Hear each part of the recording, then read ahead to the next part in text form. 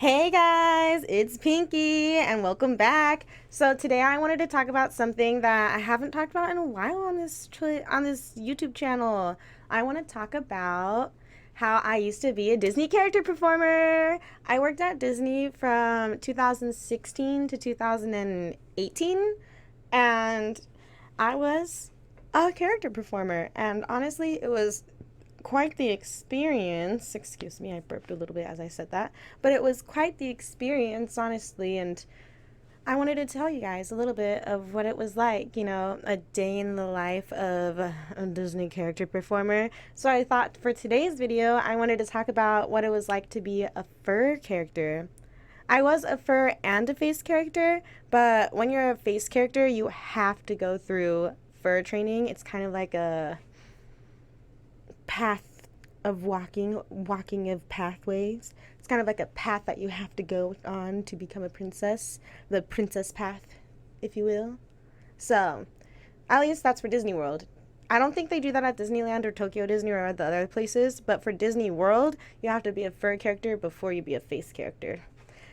So, for a day in the life of being a fur character, those days I used to think to myself that those are my sleep-in days whenever I'd get scheduled a fur shift, because those shifts usually would wake up a little bit later, unless you were doing like the welcome show for a character on the welcome show in Magic Kingdom or something.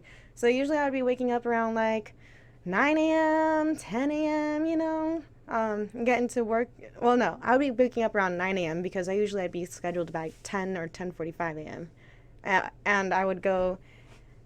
So basically, I would just wake up and be like, oh, yeah, it's time for performing at Disney. Honestly, as a fur character, you don't really have to put too much thought or effort in getting ready for the day because your face and body is going to be hidden inside of a fur costume anyways, and you definitely don't want to have any makeup on your face while you're burning up in that costume, okay? Because your face is going to be drenched in sweat. There's literally going to be sweat pouring into your eyeballs, and you're literally going to be blinded from the sweat dropping into your eyeballs. The last thing you want is mascara in that sweat, okay? Trust. Been there, done that. Not doing it again. So I'll just wake up, wash my face, and brush my teeth, and get ready and put on an outfit, I guess. Usually a lot of performers opt for wearing their pajamas to work, because once you get to work, you have to pull out your basics. So basically, I would drive over to work, and I would clock in with my scanner and clock in, and I would go straight to the base manager's office and say, "What's up, base managers? I'm this character. I'm playing so-and-so at this location today. Yeah, hey." And then they'll be like, "All right, we got you in. Go get ready." And then you go and you pull your basics, which are like clothes that you wear. It's basically your backstage uniform. And it's clothes that you wear underneath your fur costume. And you want to pick up like a bunch of different outfits of the same basics of the same uniform. You want to pick up a bunch of them because whenever you wear the costume, that shirt and pants that you put on as your character basics, that shit gets completely drenched in sweat. And then whenever you take the costume off for your break, you have to take off your clothes too, because your clothes are completely, like, literally your clothes will be soaked in sweat, like literally actually soaked. Like you'll be wringing out sweat from your shirts, literally actually wringing out sweat from your shirts whenever you peel those shirts off for your break. So you're going to want to bring a lot of shirts. You want to pack up a lot of shirts to bring with you when you go to your meet and greet location. So, we pick up the shirts, we put them in our bag that we carry our costumes in, and we grab our costumes and whatever, and we put our costumes in our bag too. Wait, I can't remember. Do I put my basics on before I grab my costume? Yeah, you put your basics on before you grab your costume. Definitely. They don't want anyone grabbing any costumes without their basics on, because then it's like, are you a character performer? Why are you grabbing a costume? Are you costuming?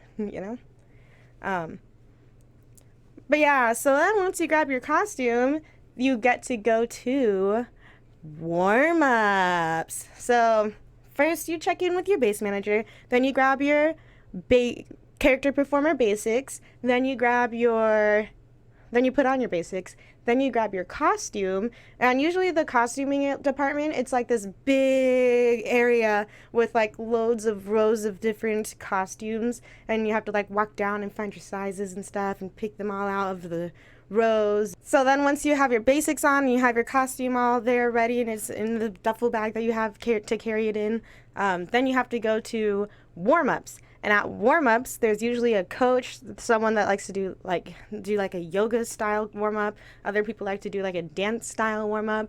And there'll be a coach there, and you do a 15-minute. Is it 15 minutes or is it like 10 minutes? I can't remember. Basically, they like make you do like some kind of sidestepping dance or something, or some kind of like workout with a resistance band where you're like doing this thing and this thing with the resistance band, stepping on it and pulling it up and down. And like, I don't know, sometimes they make you do yoga, but basically you do that for a little bit, and then they make you stretch for the last 5 minutes, and then they let you go to your meet and greet locations. How you get to your meet and greet location depends on where you are. Like in some parks you go and you wait for a golf cart or whatever to pick you up and take you to your location, and in other parks you have to walk to your location. And in the parks where you have to walk to your location, it can be a walk sometimes, trust me. But I mean, I guess that's what the carts are for too, in the other parks. So, because it's like a walk too with the carts, without the, it's a long ways away, even without the carts or cars or whatever. One of the parks you have to get into a minivan. They have special van drivers for them, character drivers, driving around in the van. Skirt. But anyways, so once you get to your meet and greet location, usually if you're the first set of people to do meet and greets in that location, you just set up, put your stuff away and whatever. You sit there and wait for when it's time to go on stage, and bam, you go on stage. And once you're on stage, you do your thing. And it's cool and it's fun and it's hot and it's sweaty and it's very I don't know. Sometimes you're very nervous right before you go out there, and then you get out there and it's like all your anxiety has washed away. At least that's how it felt for me. Especially in the fur costumes, because I felt like I didn't have to worry about my face being seen, so I didn't have to my anxiety was a lot less. Being a face character, I had a lot more anxiety sometimes about it. Just doing meet and greets and performing and stuff. But after a year, I started to get more used to it. But so you do your meet and greets, and you do anywhere from like 4 to 8 sets, where you go out there for anywhere from, depending on the weather, if it's really hot outside, you might only be out there for 10 minutes. But if it's like indoors or something, you can be doing meet and greets up to 45 minutes. And you do that, it goes basically anywhere from 10, 15 minutes to 45 minutes of a meet and greet session with you in that costume. And then you go off and you change out of it, put on some dry, non-sweaty clothes and whatever. Basically, you do that for anywhere from, some places it's only like a 4-hour shift, surprisingly. Other places you work for like 12 hours. Honestly, fur character shifts are like so sporadic. If you're a fur character, you never know where you're gonna go, unless you like have a place that you have high seniority and you chose that place or whatever. Other than that, you never know where you're gonna go, because fur characters, they are like, at least me, I had low seniority as a fur character. We were going everywhere, pew pew pew pew pew pew pew, just like everywhere. I was like this scheduled here and there and here and there. I was scheduled at all the parks. Honestly, I really liked being a fur character. It was a lot of fun. But once you're done for the day, once you're done doing your meet and greets and everything, then you just pack up, grab your stuff, go walk your way home, or wait for not walk your way home, walk your way back to costuming, or wait for the golf cart or van to pick you up and take you back to costuming, and then you go and return your costumes. And usually your costumes are sweaty and gross by that time, and you give them to the costuming people, and it's usually just such a relief when you throw that costume in that dirty laundry basket and you're like, peace out. And with all your shit, you have to scan all your stuff back out, and then you clock out and you go doopsies. And then you go home and chillax. knowing that you had a long, bodily, long, hard day of work. And just, yeah. Back in the days. Oh yeah, also depending on the location that I would go to for lunch or whatever, I'll usually go to like the cafeteria and get stuff from the vending machines for lunch.